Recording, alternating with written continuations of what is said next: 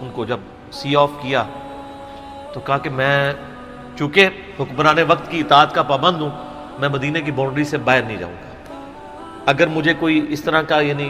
حکم اجازت مل جاتی تو میں تیرے ساتھ جاتا۔ ایران والوں نے حضرت علی علیہ السلام کے زندگی کے آخری 10 سال کے اوپر ایک فلم بنائی ہے، امام علی علیہ السلام۔ اس میں ابو ذر غفاری کے سارے واقعات انہوں نے فلمائے ہیں سر، دیکھنے والے جب مولا علی چھوڑنے آتے ہیں، پھر جو ان کی ڈیبیٹس ہوتی ہیں مدینہ شریف میں لوگوں کے ساتھ، وہ ساری انہوں نے ویڈیو میں فلما دی۔ پھر یہ چلے گئے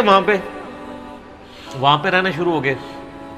اب اس حدیث کی طرف واپس آ جائیں جو فرمایا آپ علیہ السلام نے اکیلے ہی مرے گا، تو ابو ذر غفاری، اس حاکم کی روایت میں آتا ہے ابو ذر غفاری کی موت کا وقت